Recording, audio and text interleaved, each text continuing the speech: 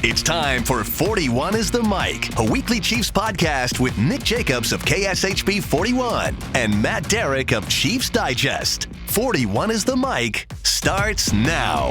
Yes, everyone, welcome back to 41 is the Mic. I am Matt Derrick from Chiefs Digest, alongside NFL negotiating window enthusiast Nick Jacobs. Nick, we're almost here. 11 a.m. Monday, the tampering window, which I hate to call it the tampering window, but they call it the tampering window, opens. NFL free agency is about to begin. It is the season, Matt. Well, the thing I don't understand is the players who sign in advance of it. Like, at least let the market start. Let the market start. Put some doubt in your current team. Put some doubt in other teams, and let your agent work. And at least get yourself to that part of the market, and then let yourself get some offers. That's what I don't understand for guys. Like, for example, with Ronnie Stanley, with him going back to the Ravens. Clearly he just didn't want to leave Baltimore, and that's fine. He wanted a certain number. If I get to that number, I don't have to leave Baltimore. I don't have to get a moving van or get a place to rent, for the next year, 2 years, or whatever.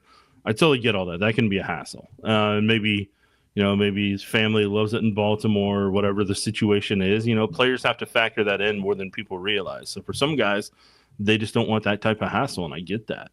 And that's fine if that's the reason on that front. But to give yourself max earnings, I'm just surprised they didn't at least try to get themselves to Monday, even if it's on the market for an hour or two, and just put that doubt in the Ravens' head that hey, there are other teams offering. And then if you have an agent that leaks out to national media, the offers are coming strong for Ronnie Stanley, and then you put that out there, then that puts a little fear in, maybe in Baltimore, and maybe they give you $1 million more per year, $2 million more per year, and you don't necessarily leave any money on the table. So I don't know. I just think sometimes you've gotten this far, why not at least just get to that point? And I know on the pendulum side of it, on the other thing that people would argue is, well, then that money may be gone, because that team is going to give it to somebody else and allotting it for somebody else. So I get it on both fronts, but if I'm in a player's shoes, I'm willing to take that risk. Yeah, because it's not like if you're the Ravens, you're not going to take the money that you were going to give to Ronnie Stanley and offer to Cam Robinson. That's not your guy. So, I'm with you, but you know what? You probably make a good point, which is that it comes down to the player probably wants to stay. Yeah. Chris Jones, I think, wanted to stay in Kansas City. He didn't want to go somewhere else. So, it makes sense. And hey, I'm sure there are also situations where exactly what you said. The team has probably said this is our final offer. And when you come back next time, it's not going to be as much. So if you find something better than that, go out and take it. And we'll take the comp pick and we'll go spend some money somewhere else, but maybe probably another position, because that's what the Ravens certainly would have probably done. I'm sure they would have spent elsewhere, try to find a new tackle somewhere else. Maybe they already have one because they got Roger Rosengarten. Maybe that's their leverage. So you're right. I don't get it. I've always wondered why players just don't wait a few more hours, a couple of days, and see what happens. But even if it's till 9 a.m. on Monday, just to get yourself right before it. And let's face it, we say that the negotiating window opens at 11 a.m.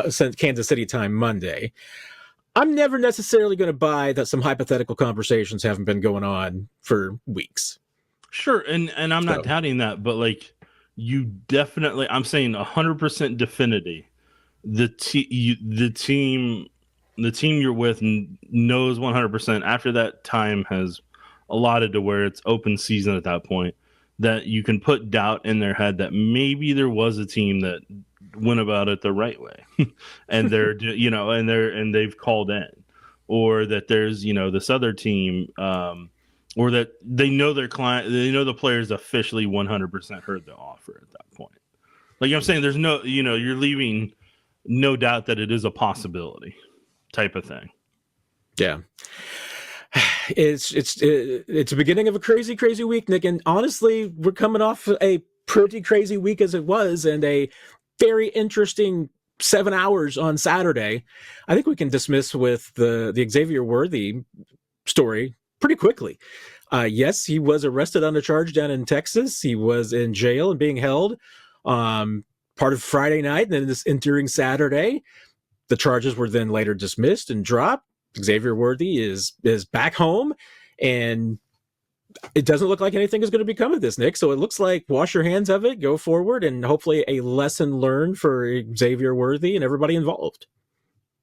I'm just saying that was the fastest I've ever seen the legal system work, from having to, from being in news and seeing how the legal system works. And like it just, from the time everything broke out publicly to the responses and statements, and then by that night with the district attorney putting his statement out there about the case and the dropping the charges and everything, that's just the fastest I've seen something like that go, not just from a Chiefs player perspective, but just in general. Like, I mean, sometimes that stuff takes months, years, for all the reality of whatever's going on to come out.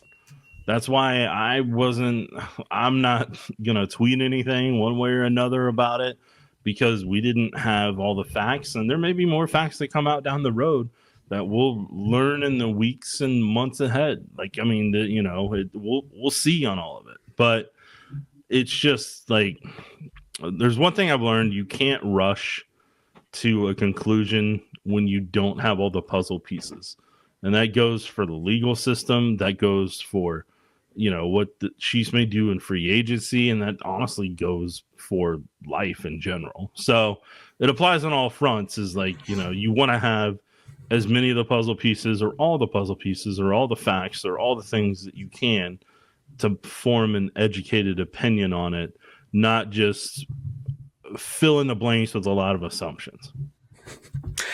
You 100%, because, and you probably saw it a little bit, but I will say on my social media mentions yesterday that, yes, it was quite the extreme going from when the news came out about the arrest to then afterwards.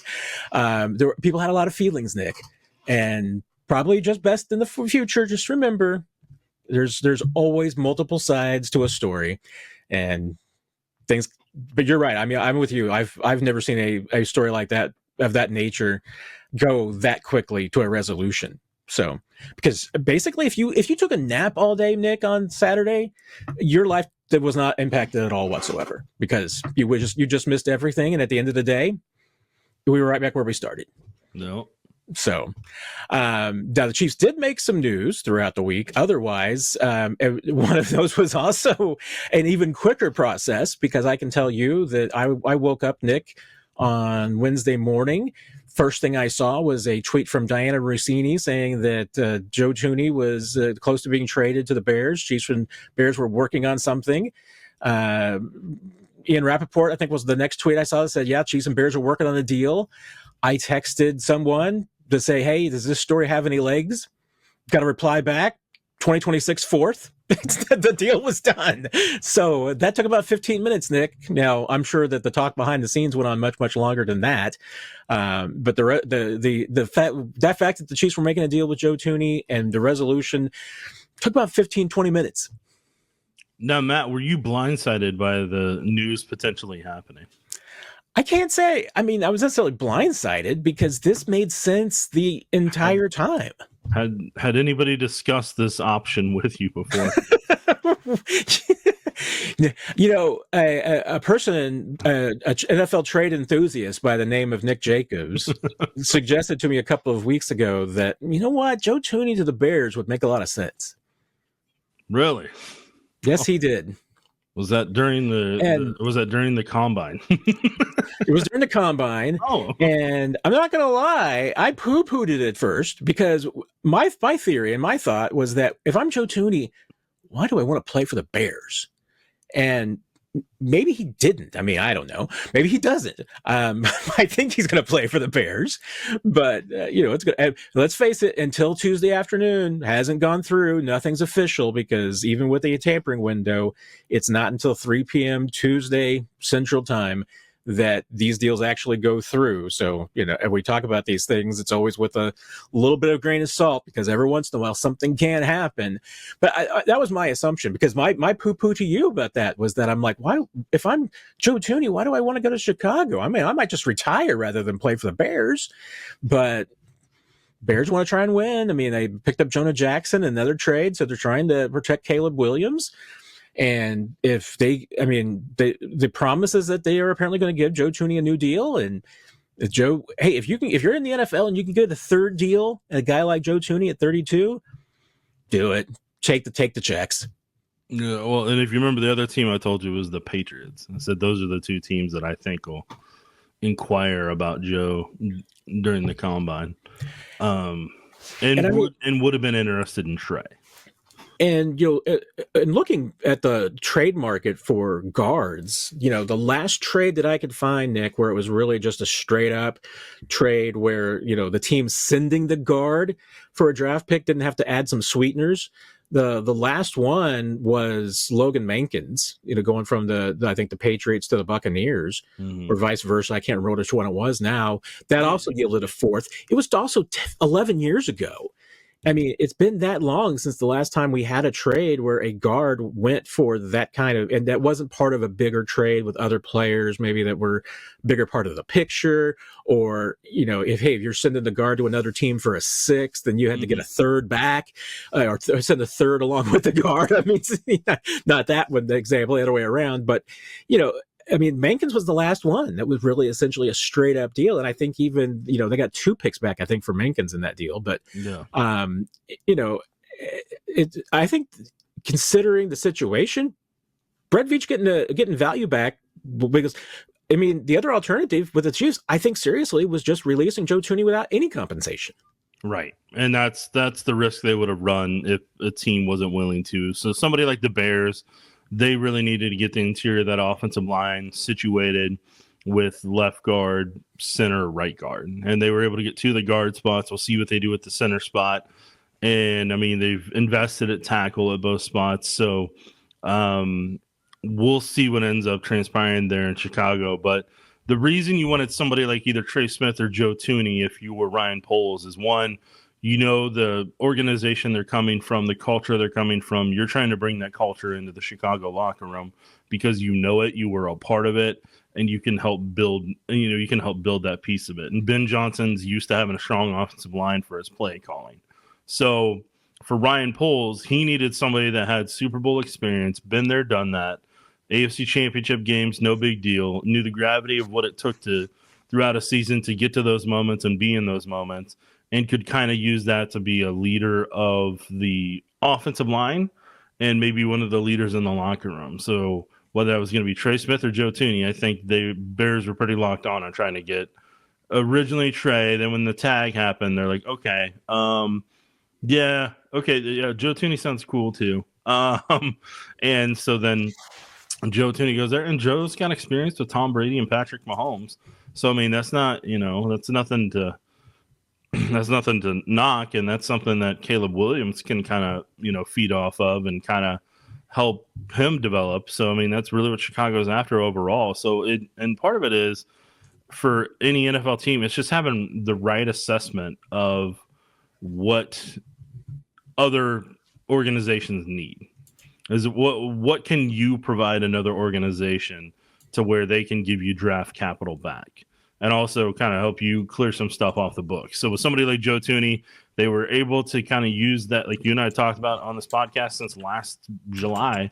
The Chiefs were able to swap out what they were paying Joe Thuney to what they're going to pay Trey long term, or mindset wise, you can figure it out however you want. Of the people that are in that club of over the $18 million per year range, you're having to swap those contracts out for players that you drafted and are kind of hoping to pay money to over the years. Because at some point you're going to have to swap out a contract for Trent McDuffie. It's just a matter of who here in the years ahead. Yeah, and we're going to talk about this a little later in the podcast on our main subject today.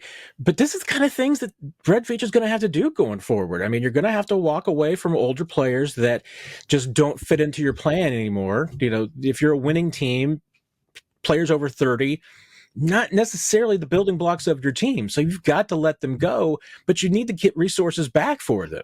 And there's other players that you probably need to walk away from and maybe make trades and, you know, deal them early if you're not going to keep them as part of your plan, because that's how you get better. I mean, you need as many picks as you can get your hands on, and not just as many picks, but as many quality picks as you can get your hands on.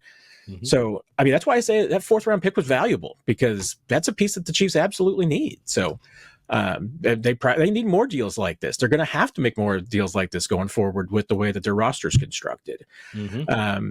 Hollywood Brown staying, and notable, Nick, even though we don't know the terms of this, I would like to note that all the reports right now are saying it's a deal worth up to $11 million. That certainly suggests that there is likely a signing bonus, a base salary, and incentives. Probably worth noting that last year, coincidentally, Hollywood Brown signed a deal that was originally reported as worth up to $11 million. It had I think that was $3.5 million in signing bonus, $3 million base, $6.5 million total. I think $7 million was guaranteed, because I also guaranteed the roster bonus. But yeah, I mean, very similar. I mean, I will be interested to see if even the incentives are very similar, because he had bonuses for receiving yards, touchdowns, games played, playing time, all of that. But wouldn't be surprised to me if Hollywood Brown's back on the exact same contract he had last year. Yeah, I think they ran it back on that contract. I think they use that term. I think they decided to run it back on that contract and just made it all the same and budgeted for that, to where part of that salary cap, in all honesty, part of that salary cap increase probably went to most of Brown's deal. I know people are allotting that to Trey Smith and everything, but what you're doing with Trey Smith, most of that is from Joe Thuney being traded. In the long term, like in the short term, you're going to have to take Mahomes' roster bonus and move whatever you want to around on that front. And then if you have to do anything with Chris Jones's bonus in some way, or whatever the language may be on that front, in terms of his base salary or that. But I think Patrick and Chris is where they're going to have to move most of that money to make sure they're cap compliant. And then, you know, when you're looking at it in terms of after the specific dates, after Joe Thuney's formally off the books money-wise, then that's where most of what Trey's cap is replaced into that spot. If they have to stay on the franchise tag and they don't get a long-term deal done before that. But and honestly, part of with Trey's deal, what I think is going to be interesting is like how much money are they allotting that they're trying to spend in a year, and if they need to go down the free agency road in a specific way first and try to see how much they're going to spend that they weren't expecting on player this or player that, then after all that's done, then they go back to try to work out Trey's deal, or, you know, how they approach it. Because I think everybody's looking at it from a cap perspective, and they're like, okay, you got to get Trey done so you can get this cap number down to this point, to this front. But you've already got a pretty good idea what Trey's cost is going to be. The thing you're trying to figure out right now is what's the cost overall that you're going to spend in free agency, and part of that's kind of unknown right now. Yeah, if you looking at the various public sources on the salary cap, the Chiefs will be in a range from anywhere from maybe $800,000 to up to $3.3 million over the cap right now. That's not a huge number. Now that doesn't include the carryover either yet. It doesn't include the carryover yet. I mean, and over the cap probably does the best job of estimating all of this, and they've got the Chiefs close to the 3.3 million over the cap. But the notable thing too is that you have to remember. I mean, this is only including the top 51 contracts right now. Chiefs, I believe, have 53 players under contract. So getting another 90, you need room. Right. And you certainly, for the Chiefs, you need room on Tuesday at 3:00. So we're expecting. Is it Wednesday? You're right. I think I keep saying Tuesday. It's Wednesday. You are correct. My apologies, Nick. Thank you very much. No, it's fine. I just didn't want tell you what, yeah, it's to pencil their whole day around Tuesday. I know for some reason I've had in my mind for weeks that it's Tuesday. It's Wednesday. Darn it. So yes, Wednesday at 3:00. Chiefs have to be under the cap, and you could do that with the stroke of a pen because just moving some of Patrick's roster bonus would get the Chiefs under the cap. So, and they could even dip into that a second time if they needed to. So there's nothing really significant that the Chiefs need to do to get under the cap. They also had a couple of other moves. The Chiefs had 3 restricted free agents. They have tendered 2 of those with punter Matt Derrick, guard Mike Caliendo. They have not tendered kicker Spencer Schrader. I would expect that they're not going to let Spencer go off on his own, find his best opportunity to compete for a kicking job, because that won't be here in Kansas City since Chiefs have Harrison Butker tied up for the foreseeable future. But me, Nick, I mean, it was a foregone conclusion, but keeping Matt Derrick is important. I mean, Matt Derrick, I think, is terribly, terribly underrated. And here's the reality. This was basically his rookie year because he didn't get to play much, if at all, other than preseason in Buffalo before that circumstances and situations from his time in college came out, and that ended up taking away his NFL career for a while. And the thing with Ariza that I want to say is he's a better punter than people realize. And I mean, people know that he can punt at 80 yards. He has a leg to do it. Yes, he can change the field when he needs to. But he actually developed a lot more touch on his kicks than people realize or give him credit for.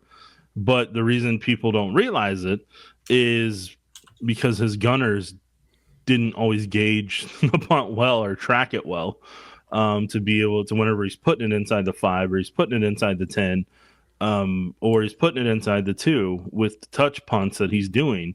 And the reason I know they're touch punts is because if he was truly just booming them, they would have been in row 30 of section 114, or 131, or whatever the section you want to call it. But it would, a fan would have got a nice souvenir. So, I mean, he's got the power where he could have boomed those out, not literally just out of the end zone, but out of the actual playing field.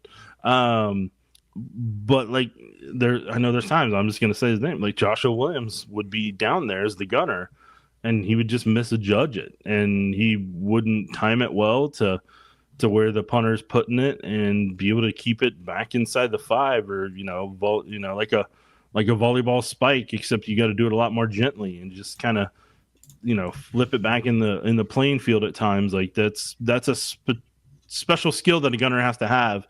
And they really need Joshua Williams to have a handful of times. So some of those could have been inside the 5 instead of at the 20 and kind of turn the field the way it did. And that'll be something like from a special teams perspective. I'm curious to see who the Chiefs gunners are next year. Because for Joshua Williams, he was a corner, and then, Jalen Watson outperforms him. And then so they put him on special teams, and that's where he could really secure a role on this team, is if he's a really good gunner and able to be that guy who constantly downs it inside the 5 and helps his defense really kind of put the opponents in tough positions on a regular basis. Instead, it hurts him twofold, to where not only is he not kind of contributing as much as he could at corner, but he's also struggling at the gunner spot. And then that kind of leads to decisions down the road of you really need to make an impact to be able to stick around.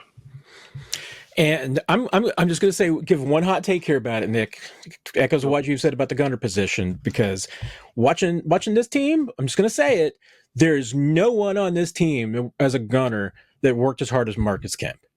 And that dude, I mean, hell, he helped Tommy Townsend quite a bit for a couple of years. And that's the thing. I mean, is that it's a skill. You have to work at it. And, I saw Marcus Kemp made one mistake, blunder in a game once on trying to down a kick, and beat himself up about it for the rest of his career. He went out early with one of the training equipment guys, Jay Wright, used to be a college punter up at Missouri Western. He would go out with him before every single game, and he would kick punts for Marcus Kemp so he could practice downing him at the goal line. There's nobody in this team who does that right now. So, to a degree, if you're not making plays on down and punts, maybe you're not working hard enough. I'm just saying. So, end of rant. Matt coming in end of hot take. End of hot take. Matt coming in hot. Well, now we can see what we get into the real hot takes on today's topic du jour, because we did this last year, and I love doing this because I'm just as much of a roster construction nerd as you are. I mean, I think we could definitely vie for. Sir, we don't use the word nerd; we use enthusiast. Okay? Well, I didn't want negative connotation. I didn't want to apply the enthusiast tag to myself because I feel like you're the only enthusiast here. See, so I was we're trying to do a soft landing on our words here, sir. I was trying to pay respect, to the enthusiast term. But I'll accept it because, hey, I mean, roster construction details, that's what I'm here for. So, well, Matt, I mean, there's certain levels. You could be a blue chip enthusiast, just a relative enthusiast, a 3-star enthusiast. Because if you're Brett Veach, I mean, we're generally talking about the 2025 roster. You're generally talking about the current roster, what it looks like, what the Chiefs need to do. But if you're Brett Veach, you can't afford to be thinking only about the current year ahead of you. Right. You got to be thinking about the next 3 to 5 years and how all of the puzzle pieces kind of fit together and everything. So, when you're looking at free agency, for the Chiefs, you got to kind of look at where you're at in certain spots. And, and that applies to free agency, because you're looking at not only, and we're going to do a kind of a cursory view of this, because if you're Brett Veach right now, you've got to know, okay, wait a minute. You know what? In 2026, we're going to have an opening at this spot. Who are the potential free agents at that spot in 2026? Do we need to address it this year in the draft or this year in free agency just ahead of time to know? And honestly, with some of your moves, that's what you do. Last year with signing Drew Tranquill, the Chiefs did not make that move exclusively for 2024.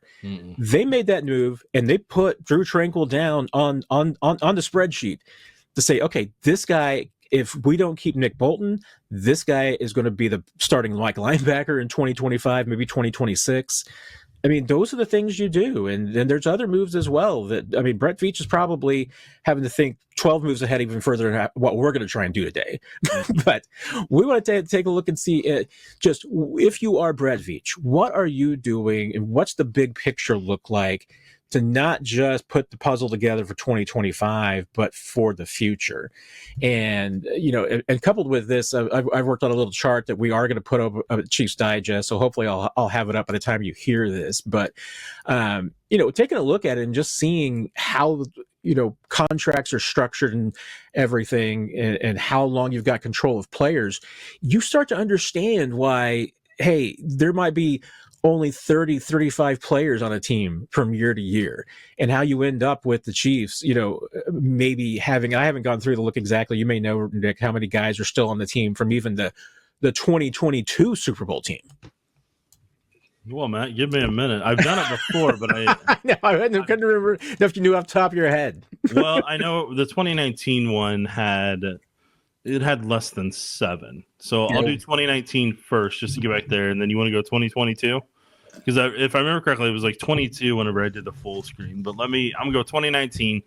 So from 2019, you still have Travis Kelce, Patrick Mahomes, technically McCole Hardman until Wednesday. And then you have Chris Jones, Derek Nottie technically. Then you have nothing left in your secondary. You have Harrison Bucker from a special teams perspective. Then the James Winchester, the long snapper. And if I remember correctly, then he wasn't here the entire time, but Mike Pennell. He's kind of in the McCole Hardman category. Yeah. Yeah. So you have 8 guys that are technically on the roster from 2019. 2 of them left in Mike Pennell and McCole Hardman at one point. So you really had 6. Now we're going to go to the 2022 roster real quick. And 2022 roster, you got Travis Kelce, Noah Gray. Then until Wednesday, you have Joe Thuney. But then you had Creed Humphrey, Trey Smith. So you're at 4 on the offense. Technically, you still have Juju Smith-Schuster. So you're 5. Mahomes at 6. Pacheco at 7. Then on the defensive side of the ball, you have Karlaftis, Nottie, Jones. That puts you at 10. Then you still have Bolton till Wednesday. That puts you at 11. You have Jalen Watson and Trent McDuffie. So you're at 13. Then, I mean, Justin Reed's going to be a free agent, so you're going to be 14 at that point. Then you got Brian Cook at 15, Harrison Butker 16. You got Najee Johnson at 17, Josh Williams at 18, Sky Moore at 19, Deion Bush for a couple more days at 20, Winchester at 21. And is Cochran under contract? He is I believe, restricted free agent. Okay. So technically, we can put him at 22 just because we're still talking Still control. Yeah. They got Mike Deanna at 23, Leo Chenal at 24. Justin Watson technically at 25. Then you have Jody Fortson from IR for a couple more days, even though he left and came back. And then lastly, if you want to include Austin Ryder from practice squad to now, you can. And then Malik Herring. So that's pretty much your roster that was still a part of that 53 from that Super Bowl. And there's some practice squad guys included in there too and everything. So no. Yeah, that just goes to show you just how quickly these rosters turn over because, players get older and you move on. And so that's what we kind of look at today. If you're the Chiefs, where are your strengths looking at the next, and we're going to focus, I think, on primarily on the next 3 years because looking at the next 5 gets even a little bit more challenging. But we're just talking about 25, 26, and 27 and kind of filling your holes, where your depth is, where your strength is, looking at players' contracts, who might be trade candidates, all of that.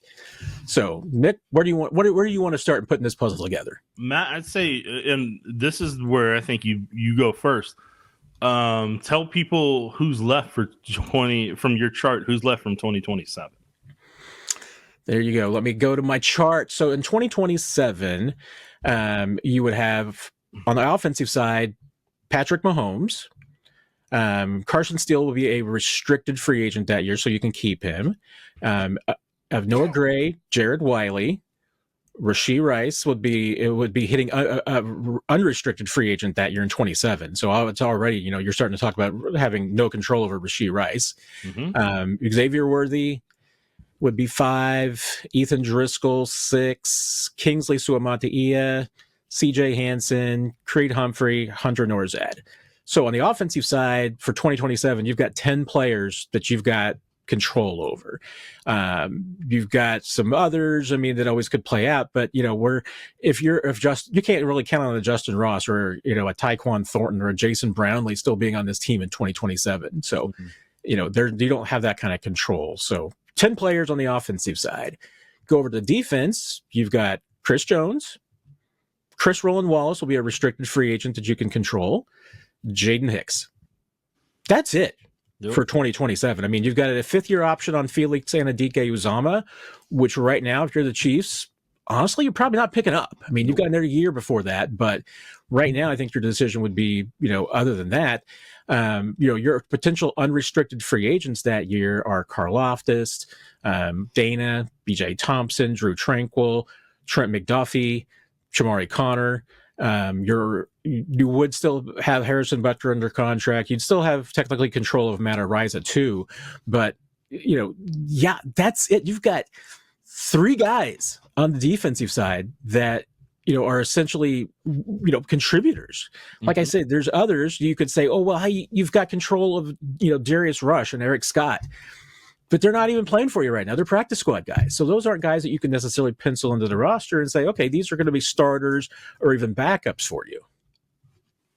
Right. And then 14 players basically under contract for 2027. And then if you're looking out to 2028, you're going to have Mahomes, and then we'll see what happens with Trey, obviously. And then Kingsley's a UFA, CJ Hansen's a UFA. Creed's locked up. Hunter Norzad's a UFA. So, right now, you've got 2 to maybe 3 guys less than 3 years down the road from right now. And then on the defense side of the ball, you've got Chris Jones and nobody else locked up. So, what they're doing this upcoming year in 2025 and part of 2026, they're having to fill in. They're having to fill in the 2027 and 2028 with people that are definitely going to be a part of the plan. And this draft class that's coming up will obviously take them through 2028. So you'll add 7 more guys to that. Oh, and Xavier Worthy too. So yeah, I mean, you're at a point. Well, okay. Matt's updating right now. I'm updating as we go because there's a couple like Xavier Worthy is going to be an unrestricted free agent in 2028. Well, but remember, you got the 5th-year option. True. You're going. I mean, do need to change that to a 5th-year option. So yes, and right now I'd be picking that up. So, but that just goes to show again. I mean, it's just how quickly this all changes over. And yeah, Trey Smith is kind of a to be determined how much you control over him, but. Yeah, I mean, you're really talking 1, 2. I mean, even if you include Trey, if his deal goes long enough, 3, 4, 5. You have 6 players essentially under contract for 2028. Yep. So, like this year, you're really trying to. I know this sounds weird, but you're definitely trying to fill in spots in 2027 and 2028. You don't want to fill. So, whenever we're talking about, hey, right now at this very moment. The Chiefs needs, and we'll go through them. I'll go through them again on my front. We did it in a couple of podcasts, but I'm gonna go through it. Left tackle is the number 1 priority. That's the number 1 thing you have to resolve short term. That is a high priority, no matter what. You have to get that resolved. But then you have to get that resolved long term. Because originally, when the Chiefs did what they did last year, in their mind, Kingsley Suamata'i was going to be the left tackle.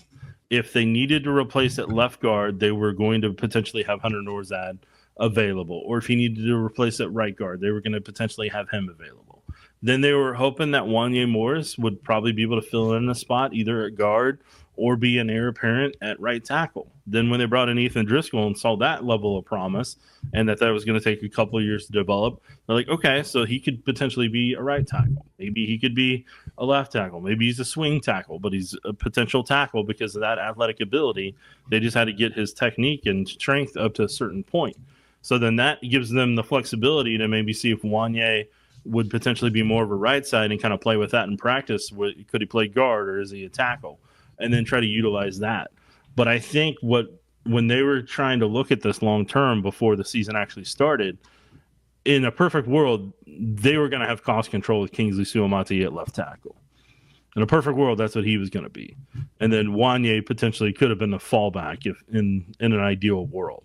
And then Norzad potentially in a spot if they had to, and Hansen in a spot if they had to.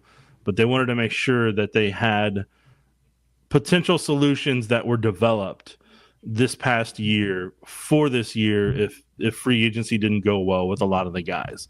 Creed obviously got done in August and relieved part of that.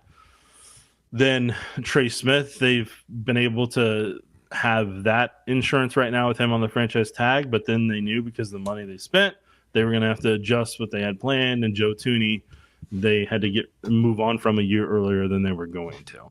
But I'm saying even when they have the plans, you have to adjust based on what ends up happening. So with the situation for both Kingsley and Wanya maybe not developing at the spot that they wanted, that's what's forced that big hole, the biggest hole in the roster right now, the left tackle spot, which is one of the most important spots to protect your overall biggest investment at Patrick Mahomes at left tackle. And that's where this is going to be a lot of pressure on that Chiefs offensive line coaches, Andy Heck and Corey Matei, because they have to get all of this right. At left guard, they have to get it right. And Kingsley, if he's going to be at left guard, or Hunter Norzad is going to be at left guard, they have to get that right. They have to develop them because they need to have that assurance and that cost control for a couple years. Then if you look at left tackle, nobody knows what's going to happen at left tackle, but they're going to need a veteran in between Kingsley and Creed that can rely upon and they can lean on, that they aren't having to develop as well. Because you can't develop left tackle and left guard in the same year on the same spot when you're trying to compete for a Super Bowl and you have Patrick Mahomes as the player you're paying the most money on your franchise to. So that whole left side, you got to have figuring out that left side. That's a lot of pressure on those offensive line coaches this year, and you're going to find out if they can do it or not. Yeah, and and this, I mean, we're talking obviously left tackle, right guard are two different spots, but I think it's worth remembering that the Chiefs, hey, they signed Kyle Long to probably start at right guard in 2021 in case Trey Smith wasn't ready. Whether it was health factors, whether it was just, development factors. I mean, we were out there for OTAs, beginning OTAs, and Kyle Long was the right guard next to Creed Humphrey during those workouts. You get the injury, and now Trey was already getting his opportunity, so maybe he would have beaten him out anyway. Oh, he was already passing him, but yeah. So he was already passing him, but yes. Pretty sure the same thing too. I mean, the injury obviously played a factor as well, but I mean, that's the thing. Even if you're the Chiefs and this is probably should have been a lesson learned from last year, which was that even though you got a lot of young guys to throw at that position, having a veteran just in case, probably pretty important. Now, I could also say that there wasn't really maybe a veteran out there that was healthy to be that guy for the Chiefs in July and August. So maybe that was June, July, and August. So that's the factor as well. Sometimes you can't find that guy. Sometimes you need to just have that guy laying around. I mean, if you can develop a swing tackle, great. I mean, the Chiefs had a guy. I mean, Cam Irving was that guy for a while. Would you have liked to have had a Cam Irving in 2024, Nick? No. Okay, your mileage may vary on that one.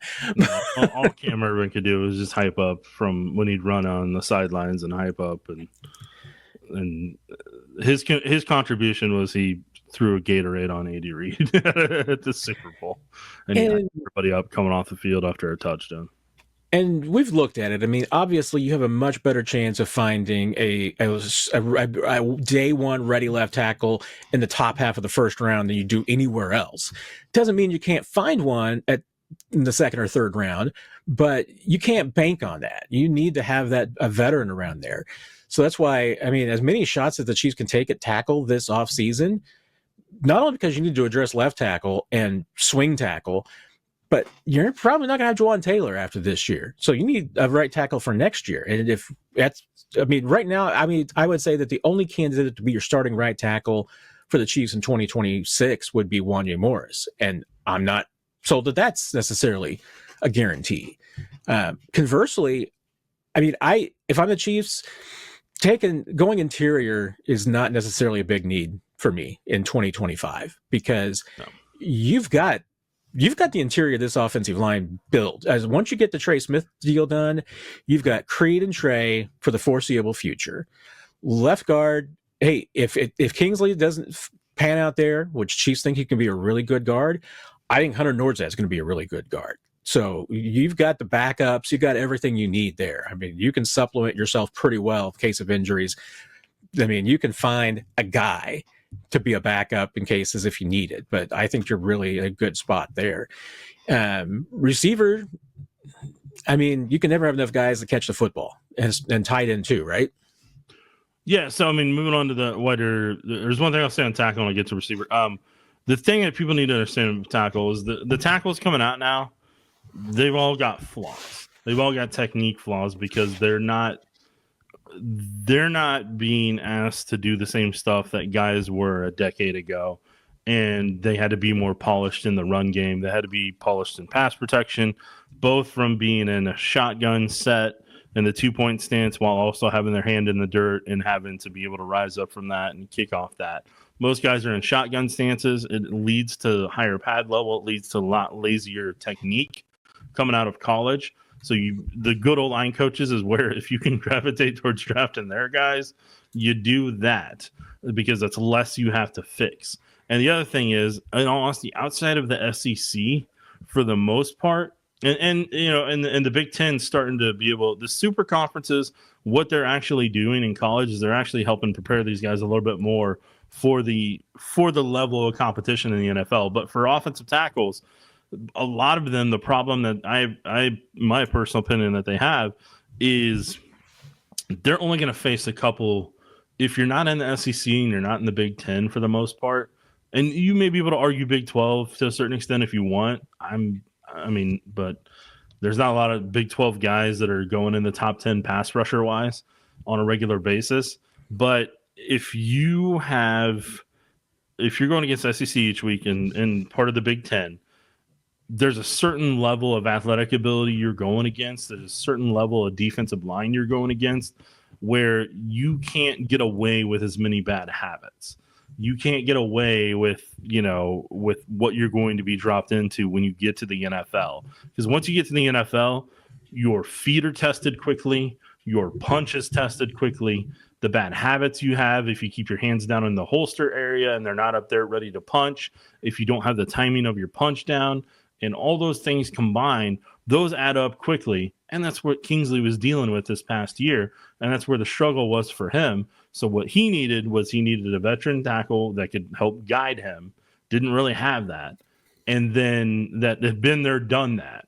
And then on top of it, from an O-line perspective, coaching wise, there was only so much they were going to be able to get done to a certain extent from the time he was drafted until week 2 against Trey Hendrickson. Because I promise you, he didn't play like Trey Hendrickson in college. The guy who had been in the league 8 to 10 years, developed, and I have no doubt he didn't play like anybody like that in college. And there was something that Kingsley said that at the time that kind of concerned me whenever I heard it during the draft, is he said, yeah, I went against such and such in college, so if he made it to the league, I could do it. That guy was at the bottom threshold of what you're going against pass rushing wise. And I remember the player because he was with the Jaguars, and he might still be with the Jaguars. But like I believe it's Josh Allen, the defensive end, not the quarterback. But he's like, yeah, I went against him, and I knew I could compete in this. But he wasn't thinking in the larger scope of it that like Josh Allen's not even like the tip of the iceberg of what you're going to face.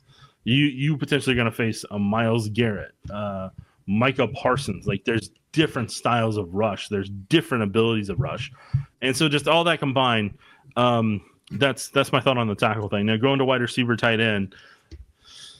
Yeah, the problem that organizations are going to have to start figuring out is once Jamar Chase gets $40 million a year from the Bengals, which is going to happen, once that happens, does the market stop there? Or does somebody try to push past that market? And if somebody pushes past that market, then I think that's when teams are really going to have to start just taking receivers on a regular basis in the draft, because that cost is going to become too much for a lot of teams at a position to where you need multiple wide receivers. And so if they're not the elite of the elite, then you can't be paying them $40 million or $35 million or $30 million, because the elite of the elite are the Jamar Chases and Justin Jeffersons of the world. But every wide receiver thinks they're on that level, even if they're not. and so there's other teams that are going to be desperate enough to overpay at that. So I think that's where the Chiefs strategy wise, every single year, they just need to, all right, we got to have a pick. It's going to be on a wide receiver in the top 4 rounds, and get that done each year and develop them. And that, to me, I mean, it's a math problem on so many levels. I mean, to me, I have Moneyball just ringing in my ears on wide receivers so much. I mean, there's a lot of positions where you could probably apply the same principles, but to me, let's face it, you need 5 receivers. Some teams would prefer to have 6. Chiefs had 7, and although I will say if you have 7 receivers, you probably only have 1. But maybe 0. But you need 5 receivers. Okay, well, NFL rookie contracts are 4 years long. You're not necessarily guaranteed to have a receiver after 4 years. So every 5 years, you probably need to be drafting at minimum 5 receivers just to fill out your roster. And that's not even, discounting the fact that they all might not hit. You might need to be drafting 6 or 7 receivers in a 5-year period just to fill out your roster. And that's, like I said, I think you're even at that point assuming that a couple of those won't pan out. Maybe you're going to have some undrafted free agents. Maybe you're going to have to supplement with some free agents. But you'd also rather supplement with 3, 4, and 5 guys than having to go out and try and sign a 1 or a 2, because you can't be the Chiefs. I think the 2022 team, to me, proved how you kind of have to build a wide receiver room. I mean, was that wide receiver room the greatest in the history of mankind? No. Did it have Tyreek? No. I mean, it was a cobbled together group, but of young players, veterans. I mean, it was a little bit of a mix of everything. Now the Chiefs weren't able to keep that mix together going forward, but maybe part of that was a little bit of also not investing enough in the draft and at the receiver spot, because they did kind of do a poor job of keeping that group sustained. Right now, I mean, you're looking at 2027 if you're the Chiefs, and you're saying, okay, well, I mean, at least 2026 you've got Rashee Rice and Xavier Worthy. 27, Rashee Rice will be an unrestricted free agent, but if you're able to keep Rashee Rice, great. That gives you two top guys, and the Chiefs feel like would be the top. I mean, the Chiefs feel like if Rashee Rice and Xavier Worthy, they could keep them together for 3 to 5 years, they'd have one of the better duos in the NFL. I don't know if they're right or not, but I think they feel pretty comfortable that this can be a really, really powerful top 2 tandem. And then you can fill around, because then if you're filling the round with guys like Justin Watson, rather than having to bring in a DK Metcalf, and I get, a lot of Chiefs fans would love to see DK Metcalf, but to your point, Nick, he supposedly wants a new deal worth $30 million a year. You can't do that. I mean, the math doesn't add up.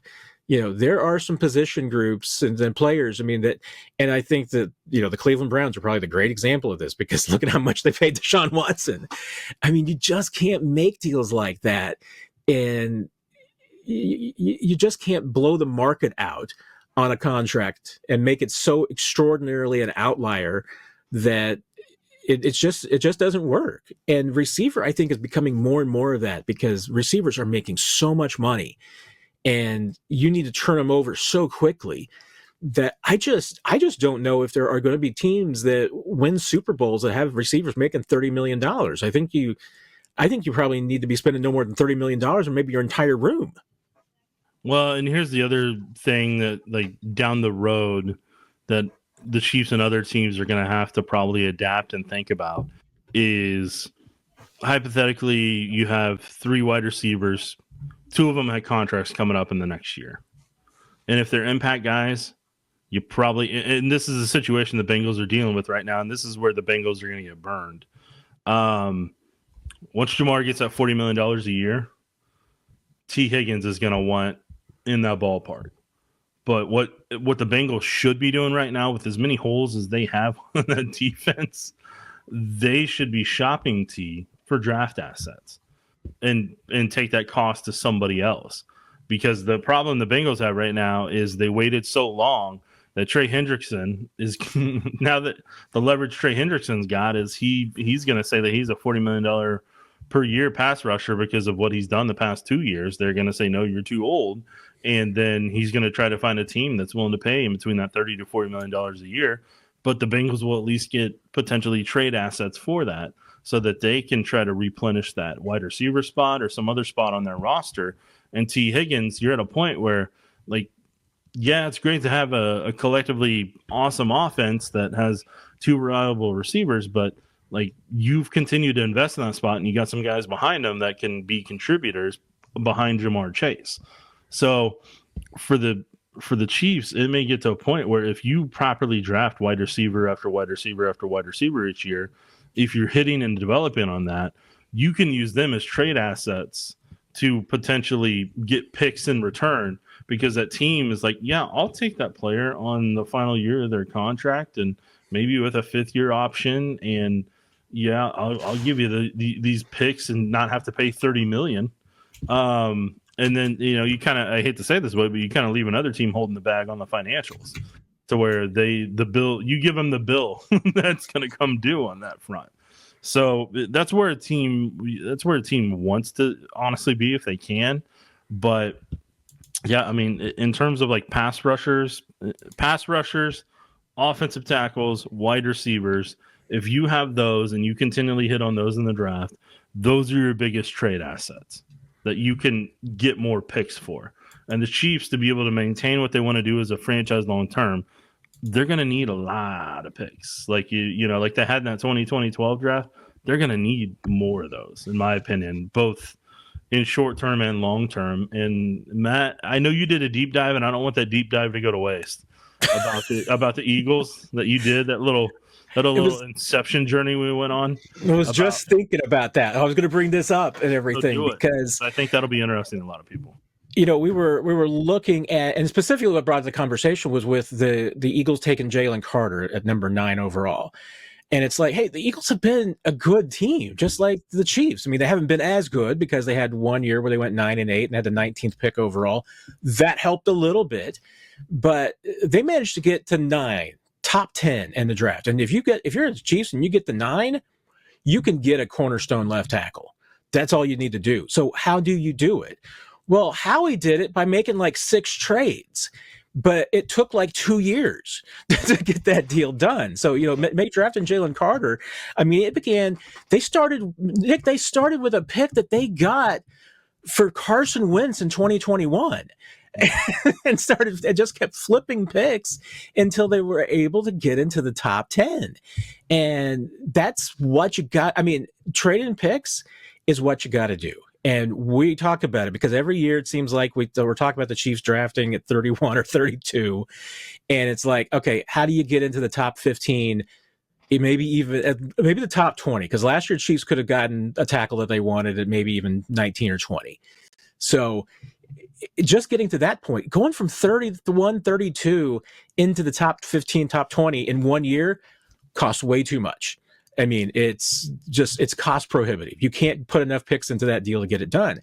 But what Howie Roseman kind of shows that you can do is that if you make incremental trades every year and you're turning a 16th into a 12 and then a 12 into a 10 and then 10 into a 9, and you're making like 4 trades to get it done and you're getting more picks on top of that. I mean, that's how you kind of do it. I mean, sometimes you just have to move back to move up. Sometimes it means giving up a player in order to get trade capital back. And they've done both. I mean, obviously they've made trades. AJ Brown was a trade that they made to bring players in. But then again, they gave up their quarterback in Carson Wentz for a number 1 pick. And then they were able to parlay that into a better number 1 pick. And then the next thing you know, they've got a dominant defensive end.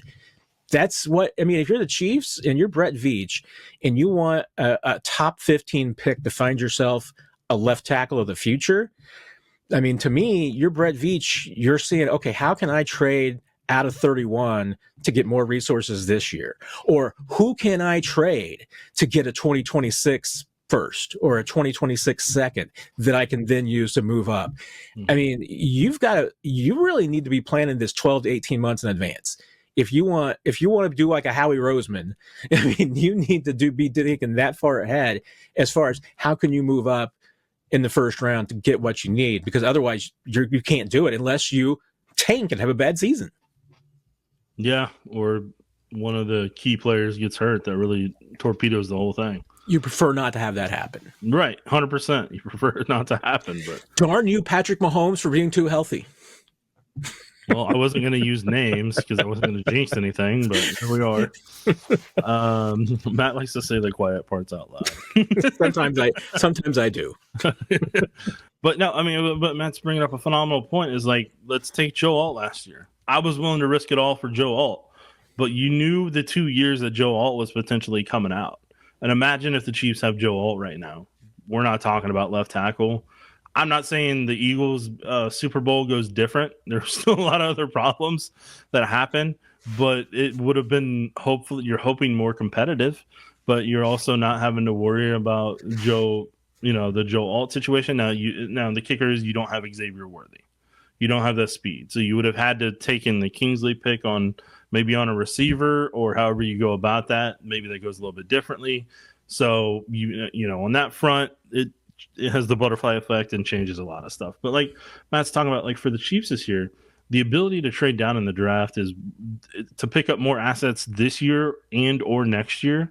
Like that's going to be key. And if there's some guys that they don't think are going to be a part of their long-term future, genuine long-term future, then before they're going to hit free agency, now's the time to shop and see if you can get some of those picks back so that you get another 3 years and 3 years on top of this year of cost control, and really fill out that 2017 roster like Matt and I are kind of talking about on that front. So like this is kind of you're not, I don't want people to think that it means you're trying to be less competitive. It's that you're trying to overall make sure that you only have to get a few pieces here and there versus,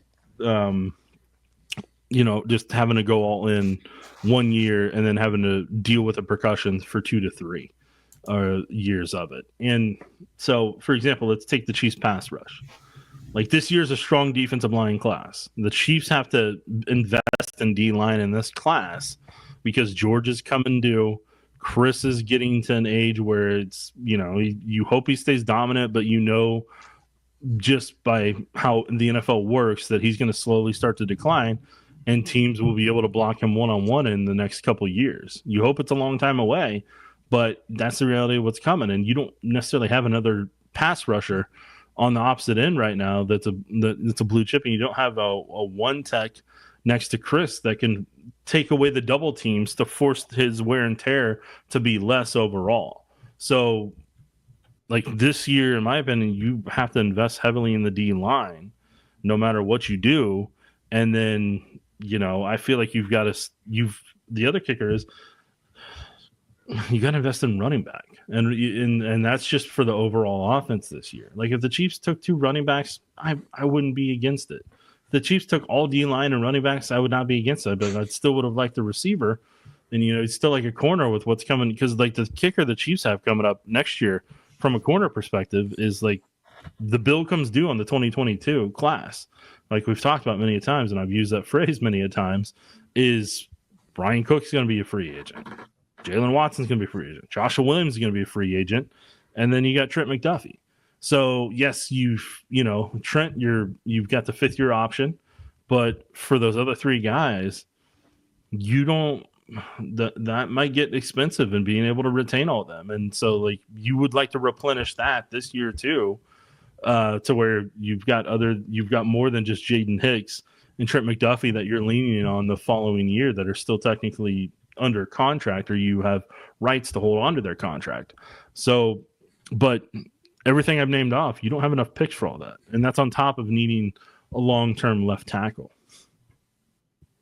Yeah. And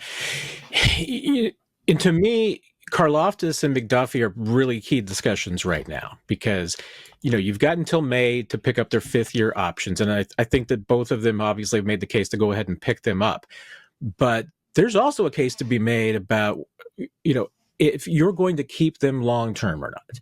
And I think that certainly if you're the Chiefs, keeping McDuffie long-term, probably a priority, because he has just been too good to let walk. Now, the Chiefs, hey, they've had a bit. I mean, Brett Veach has had a roller coaster history when it comes to the cornerback spot and draft and paying and all of those things. But he does get how important it is, and a lot of it has been circumstance. They haven't had the opportunity because let's take a look at L'Jarius Sneed. I mean, why did they not give L'Jarius Sneed a big contract and keep him? Because they didn't think that he was going to be healthy enough in the second contract, and you're already seeing that looked like pretty good.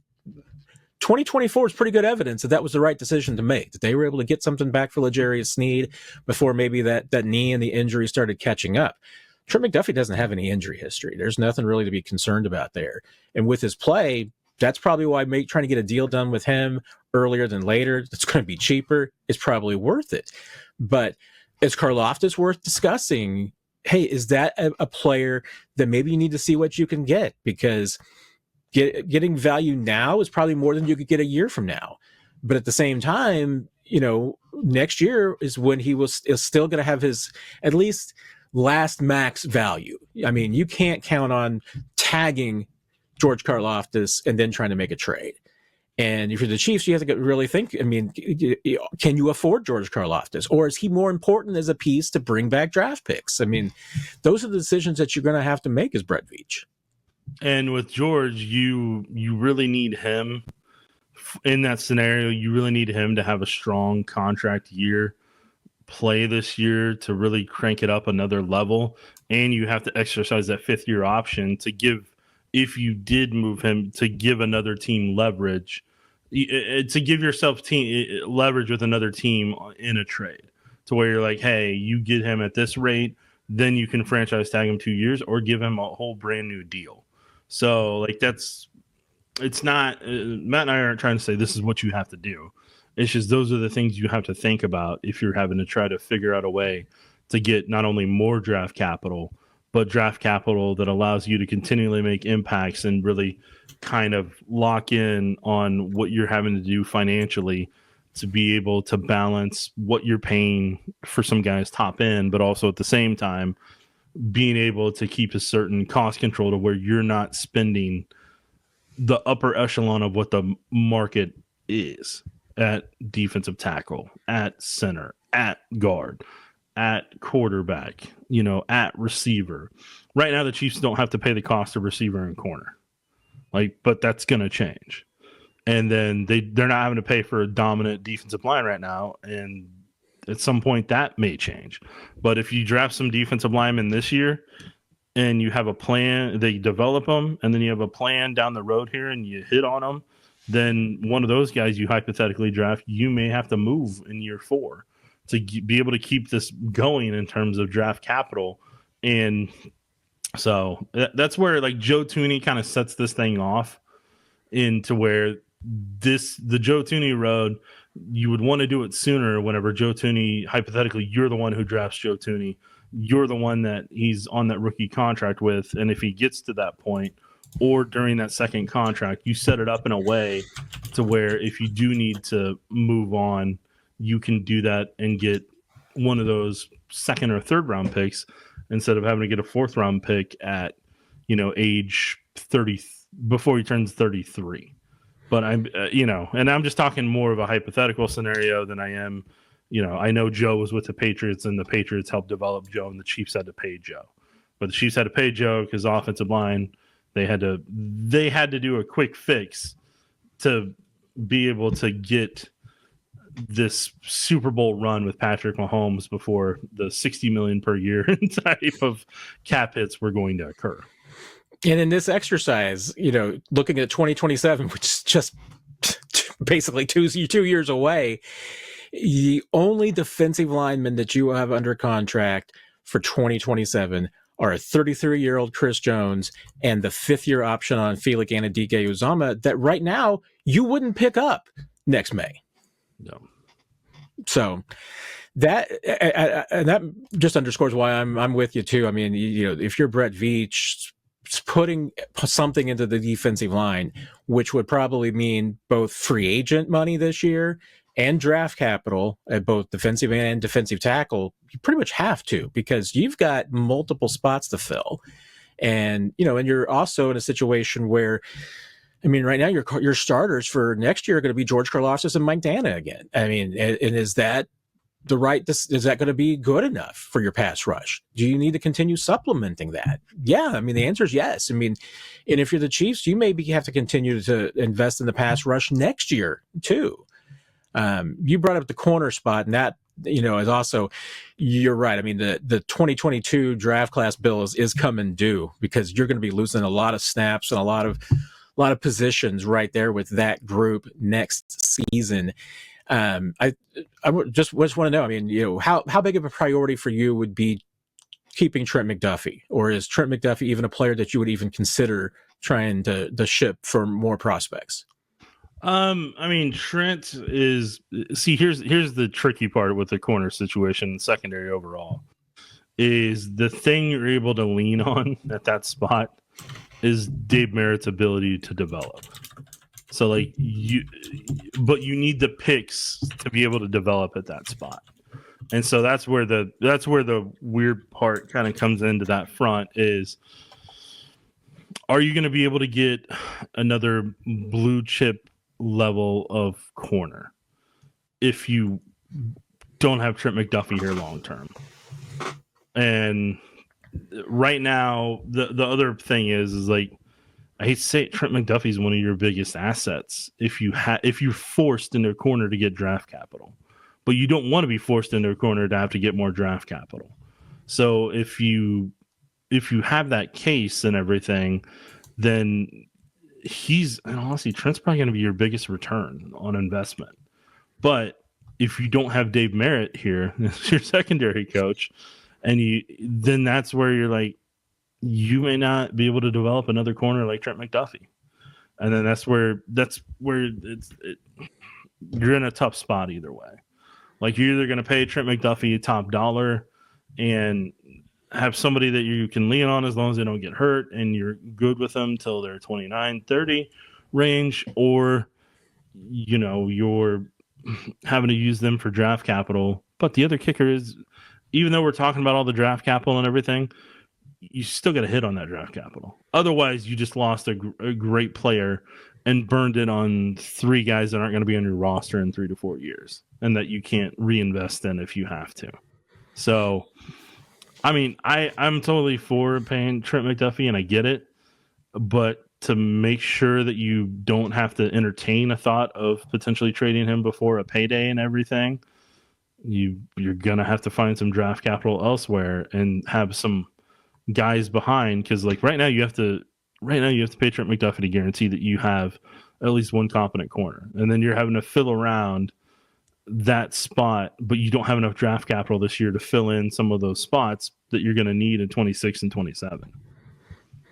Yeah, and here's the tricky thing to me that actually can play into the Chiefs' favor, and I hate that it plays into the Chiefs' favor this way because I hate it for the player. But Trent McDuffie, his 5th-year option is going to be for $13.6 million for the 2026 season. I mean, he's going to get paid $2.6 million in cash this year. If he had been a Pro Bowler twice rather than an All-Pro twice, based on the ridiculous CB collective bargaining agreement, he'd be a $20 million player in 2026. So, I mean, Trent McDuffie's going to lose money, essentially, over the next 2 seasons. He's going to make about $16 million. That's nice. It's not $20 million in 1 year. And then when you compare, to the rest of the market, I mean, right now the top corner is getting paid $25 million on average per. I think that's Marlon Humphrey's got the best deal. There's going to be some others coming along. There's a young crop with McDuffie that are going to get paid, and the first one usually sets the market. And if you're the Chiefs, if you want to make Trent McDuffie the highest paid corner in the league right now, I wouldn't be opposed to that, because that would probably be $26 million. And to McDuffie, that's a huge raise. I mean, that's a big bump. You might even be able to get it for less, because otherwise, I mean, Trent McDuffie, thinking about just the risk management, he's going to have to play 2 full seasons before he'd be able to get the free agency. And even then, you got the franchise tag. He might have to play 3 full seasons before he ever gets the free agency and gets that big long-term contract. And when you've got that kind of hammer over a player, I mean, now is kind of your time to say, wait a minute, maybe you can make a below-market deal. Because if you made Trent McDuffie the highest paid corner in the league right now, and he's making maybe $26 million per season, well, I mean, when Patrick Surtain gets his next deal, and if Trent McDuffie's already making 26, Patrick Surtain's going to get 30. But if Patrick Surtain gets 30 before Trent McDuffie gets 26, Trent McDuffie might get 29. Got a lot of tough decisions, and they don't have enough draft capital for all that they need to fill, man. Yeah, I mean, it's tough decisions, and I can't tell you which one's the right one for sure. I mean, nobody can, but these are the absolute toughest ones, players' decisions that teams have. And I think there's even some good history, Nick, just about how hard it can sometimes be to walk away from your own guys. Because obviously, I mean, the Chiefs have been one of those teams in the past too. I mean, they've given big contracts to their own guys that they've drafted, and sometimes those work, sometimes that they don't. Mm-hmm. But I mean, I think that, hey, obviously keeping Mahomes, keeping Chris Jones, keeping Travis Kelce, I think that those have all worked out pretty well. Doesn't mean that they all have worked out really well. I mean, some of them might have been, a little bit more bloated deals, and that's what you got to be careful of, is overpaying your own guys and overvaluing them. But just got to make the right choices at the right time. And if the Chiefs want to keep the window open, which is your Patrick Mahomes window, I mean, that's how you have to manage it. You have to look at the next 5 to 10 years. You can't just look at the next, 6 months, next 9 months. Yep, that's the price you pay for trying to keep a dynasty going. All right. Any parting thoughts on our discussion from today? And just because I think our final conclusions, Nick, are: one, you got to draft. The draft is huge. You've got to get as many picks as you can and as many quality picks as you can.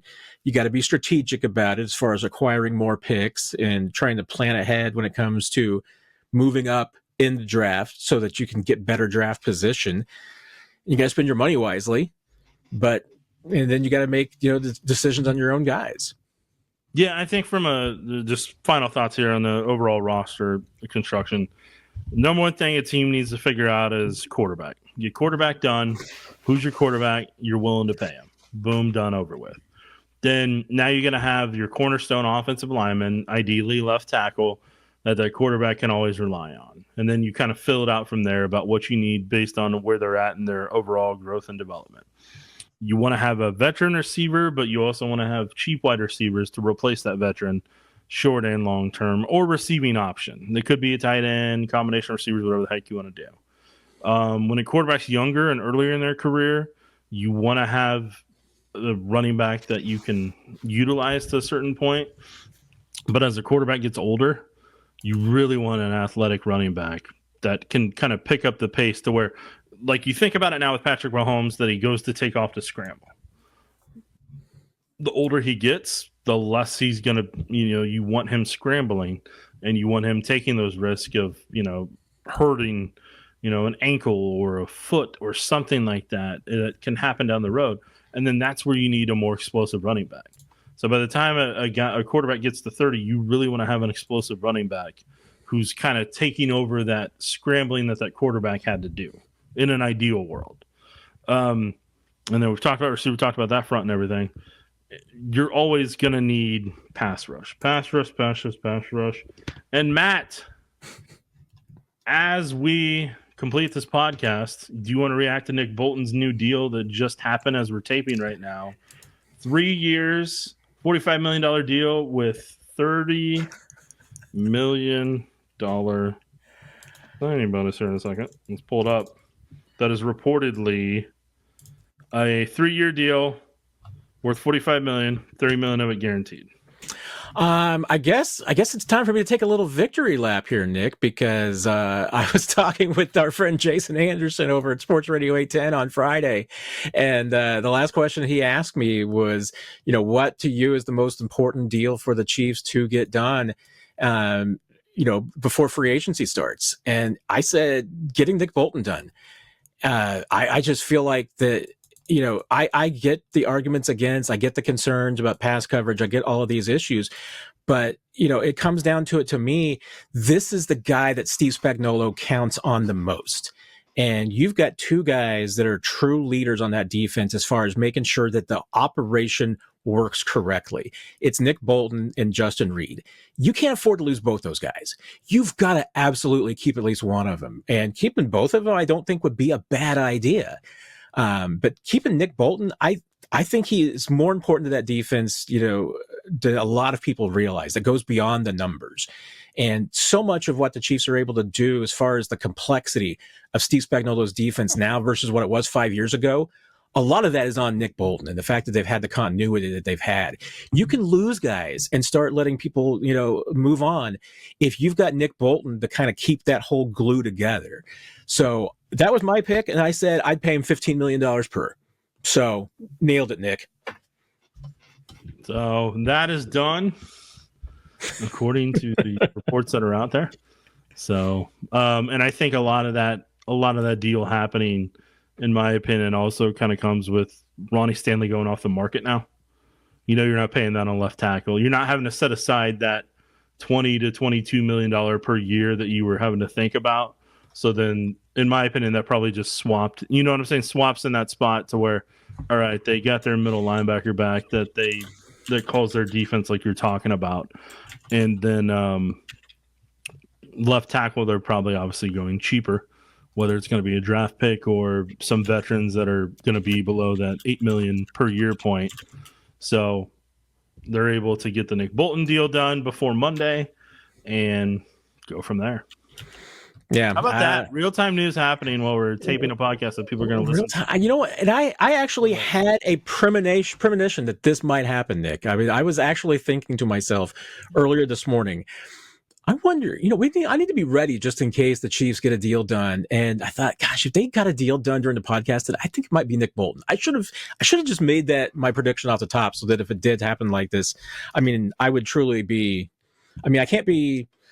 Are you Nickstradamus? No, Nostra Jacobs. I don't know. You're the one making it up as we go. Well, I am sort of making it up as we go. But yes, Chiefs get it done. 3 years. Looks like $45 million, $30 million guaranteed. Cheaper than what the Eagles just spent on that bond. So that's right smack dab in the middle of the curve a little bit for the top end middle linebackers. So I don't think that's a bad deal at all. That's about the top end of where I would have gone. So I can't say that's a bad deal at all for the Chiefs and for Brett Veach, and obviously it's a good deal for Nick Bolton. So Chiefs keep an important player on the defensive side of the football. All right. You have to update your spreadsheet. Update the spreadsheet. 3 more years. That Nick Bolton spot, that linebacker spot with Nick Bolton in it for 3 more years looks a lot better. So, and that takes care of a lot. The Chiefs, that eliminates a position that they need to now fill in free agency. They've got their 3 starters for next season. Or draft. Draft. You're not going to have to. No, you're really just, and because you even got some young, other guys that you can fill in around. You still, have the potential to bring back a Jack Cochran, a Cam Jones, and be affordable at your backup positions there. And so, if the Chiefs didn't add another linebacker the rest of this offseason, they'd be okay. So I think this is absolutely shored up that position. Any parting thoughts from you, Nick? No, Matt, but I got a question for you. Do you want to make any free agency predictions before it begins? Because next time we technically have a 41 This Mike podcast, it'll be reacting to the first week of free agency. It will be. So are there any predictions you want to make? I don't know if I have any. I really don't have if you don't. I'm just giving you the chance. Because once again, I feel like that the Chiefs' biggest splashes in free agency are going to be keeping their own guys. So this was a big one. I tell you what, it's not a prediction, but I'll move on and say that, hey, my next big, signing, if the Chiefs were able to do it, if they're able to keep Justin Reid and keep that defense together for, because Justin Reid's still young. I think he's still got good football ahead of him. And obviously he's such a smart, headsy player, understands and gets this defense. You're going to have to rebuild that secondary like we just talked about today. You're going to probably have a lot more youth in this room in 26 and 27. If you kept 3 more years of Justin Reid, I think that would be huge. Cost is obviously the issue, but I tell you what, I think Justin Reid likes Kansas City. That one would not surprise me. It wouldn't stun me if Justin Reid stayed with the Chiefs. All right, Matt. We will see if that prediction comes to fruition, and we will react to it on the next 41 Is the Mic next Sunday. There you go. All right, everybody. Have a great week. We'll see you Tuesday night for the live Q&A, which should be a lot of fun. Getting ready for the new league year the next day. If anything pops up, either we're here at Chiefs Digest, we might have, whether even just me, because Nick is going to be busy. Got a lot going on this week with the new league year, Big 12 tournament, everything going on over at KSHB 41. If we get any major, Chiefs breaking news on the free agent front, we'll try and come in with some special programming for you. But otherwise, we'll see you back here next Sunday to recap what could be a busy week for the Chiefs in the NFL. Make it rain in free agency. You've been listening to 41 Is the Mic, presented by KSHB 41, your home of the Chiefs and Chiefs Digest.